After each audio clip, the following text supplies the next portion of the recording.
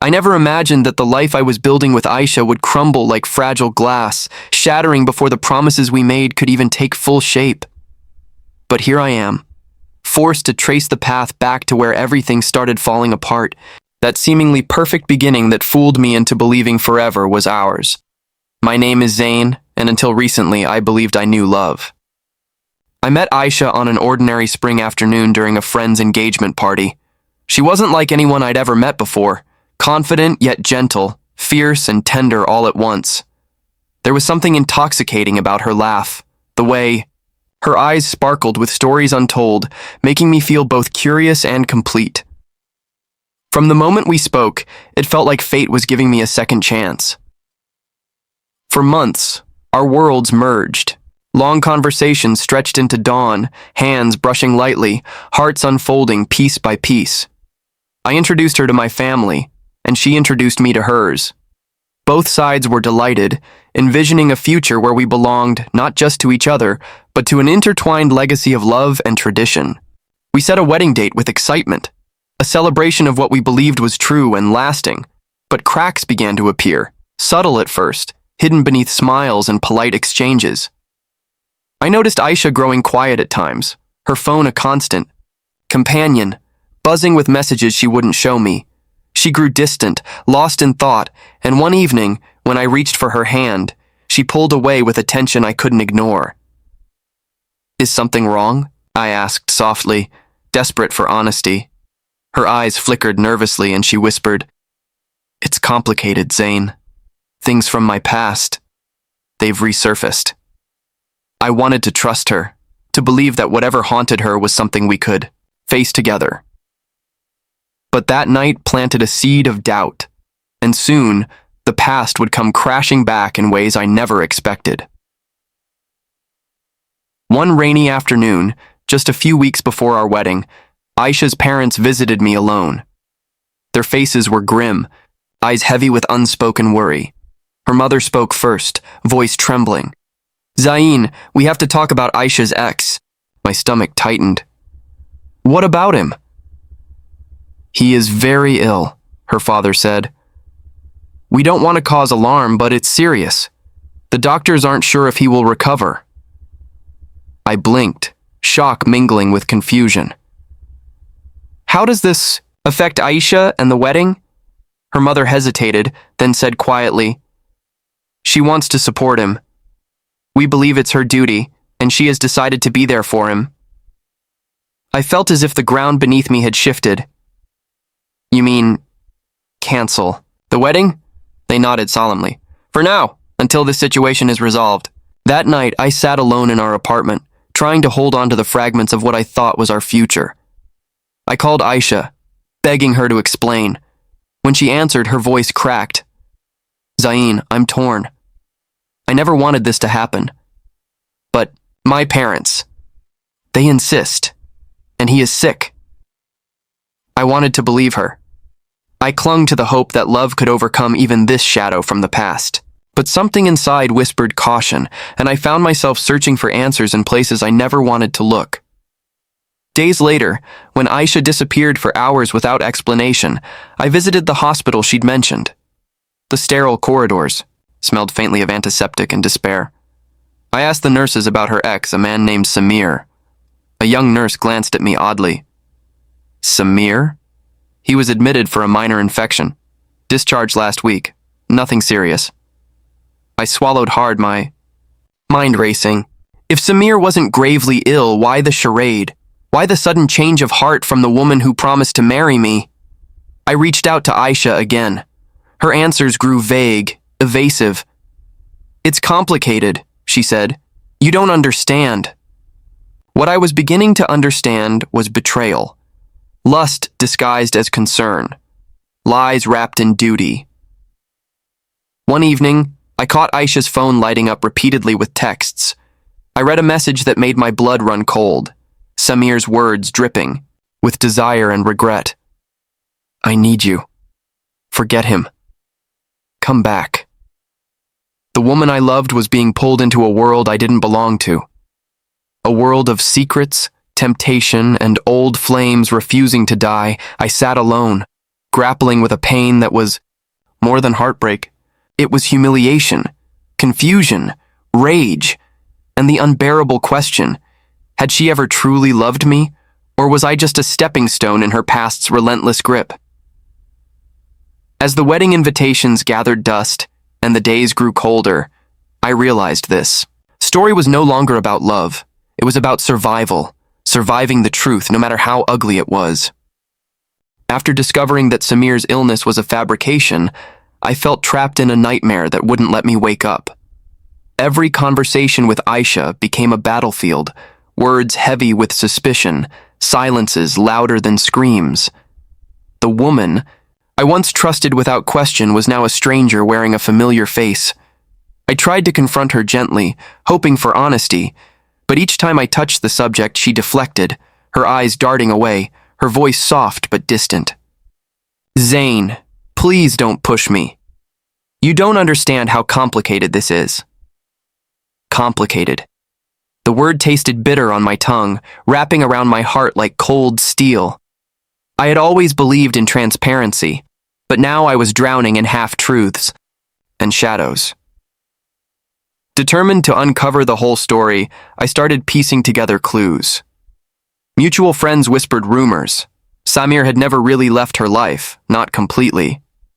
They said he'd never stopped calling, texting, even showing up unexpectedly. Some nights Aisha would leave the house abruptly, claiming family emergencies. But no one ever saw her with Samir, only heard whispers. One evening, I followed her discreetly, heart pounding in my chest, mind torn between hope and dread. She drove to a small cafe on the outskirts of town, where I spotted Samir waiting, his face pale but eyes burning with something fierce, possessiveness, desire, maybe regret. They talked in hushed tones, but the way Aisha leaned in, the way her fingers brushed his arm, spoke louder than words. That night, as I sat alone, in the darkness of our home, the truth was unbearable. Lust had pulled her back into Samir's orbit, and the lies were not just to me but to herself. The woman I thought was mine was torn between old passion and new promises, a battlefield where I was losing ground. I confronted her the next day, voice trembling with pain. Why, Aisha? Why are you hiding this? Why pretend he's sick? Her eyes filled with tears, but the resolve was there. Because I was scared, Zayn. Scared of losing him completely. Scared of hurting you. But what about us? What about everything we planned? She looked away. I don't know anymore. My parents, they sided with him. They believe he deserves my care because of their history. I feel pulled in two directions. The weight of her confession crushed me. It wasn't just about a broken promise. It was about a war between duty, lust, and love, and I was caught in the crossfire. Days turned into weeks. Our conversations became shorter, our meetings colder. I watched as the wedding preparations halted, the invitations tucked away in drawers, dreams dissolving into uncertainty. Then came the final blow. Aisha called me one evening, voice heavy with resignation. Zayn, my parents and I have decided to cancel the wedding. I have to be there for Samir. I'm sorry. My world collapsed. The woman I loved was choosing a ghost from her past over the future we dreamed of. The betrayal wasn't just emotional. It was a deep, cutting wound that left me questioning everything I thought I knew about love, trust, and loyalty. But beneath the hurt, a fire ignited inside me. I wasn't ready to let go. Not yet. I decided to fight for her, to uncover every secret, to prove that our love was worth more than whispered lies and old flames. Because sometimes, love isn't just about holding on. It's about standing up, even when the ground beneath you shakes. The days after Aisha's announcement felt like a suffocating fog. I was caught in a storm of emotions, anger, despair, and a fierce need to understand what still tied her to Samir. I refused to believe that years of love and trust could be so easily erased by an old obsession. I began to dig deeper, determined to confront the shadow that haunted our future. Late one night, I found myself standing outside the small apartment building where Samir lived. The streetlights flickered, casting long, twisted shadows across cracked pavement. My heart hammered as I climbed the stairs, every step heavier than the last. When the door opened, Samir's face greeted me, smug, confident, almost daring. He invited me inside with a sardonic smile. The apartment was dimly lit, the scent of cigarettes and stale alcohol thick in the air. I could feel the tension spike between us, like two predators circling for dominance. "Zain?" Samir said smoothly. "I wondered when you'd come knocking." "What do you want from Aisha?" I demanded. "Why pretend to be sick? Why interfere with our lives?" Samir laughed softly, a sound full of dark amusement. "She never stopped wanting me. You're just the convenient choice, the new shiny thing she can't resist throwing aside when things get complicated." I felt a surge of rage. "She's not a prize to be won or lost," he shrugged. "Maybe not to you, but to her, to me. Desire doesn't obey rules." I realized then that lust had become a weapon, one Samir wielded expertly to break our bond. He spoke of nights they shared, stolen moments that burned hotter than any promise. I saw it in his eyes, the raw hunger that still pulled Aisha back, no matter how much she claimed to love me. When I left that night, I was hollow. The fight was no longer just for her heart, but for her very soul. I understood now why her parents supported her decision. Samir had tangled them all in a web of seduction and manipulation. I confronted Aisha again, desperate for clarity. She admitted to meeting Samir secretly, confessing that part of her still craved the passion he ignited. "It's not just about love," she whispered. "It's about feeling alive." Her words cut deeper than any betrayal. I realized then that I was competing not only with a man, but with a powerful, intoxicating force that threatened to consume her completely. I begged her to choose, to fight for us. But her hesitation spoke volumes. The woman I thought I knew was lost in a tempest of lust and loyalty. That night, as I lay awake, I faced a brutal truth. Sometimes, love is not enough to save those who willingly drown in their own desires. The weeks that followed felt like an endless spiral of pain and confusion. Aisha's absence was a constant ache, like a ghost haunting the rooms we once shared. Every message left unread, every call unanswered, chipped away at my hope. I was drowning in a sea of unanswered questions and silent betrayals. One afternoon, after days of silence, Aisha finally agreed to meet me. I found her at the park where we first confessed our love, a place now drenched in bitter memories. Her eyes looked tired, shadows lurking beneath them, as if the battle inside her was wearing her down. "I'm sorry, Zain," she said softly, voice trembling. "I never wanted to hurt you. But Samir, he showed me a part of myself I forgot existed." I reached for her hands, desperate to hold on to whatever was left. "Aisha, this isn't love. It's destruction. You're tearing us apart." She shook her head, tears slipping down her cheeks. "I don't know what I want anymore. I'm so lost." The honesty in her confession broke me. I realized then that she wasn't just caught between two men. She was fighting a war inside herself, a war fueled by lust, guilt, and confusion. Determined to save her and us, I suggested counseling, time apart to think, anything that could bring clarity. She hesitated but agreed, a flicker of hope igniting between us. But fate had other plans. One evening, I received a message from a mutual friend.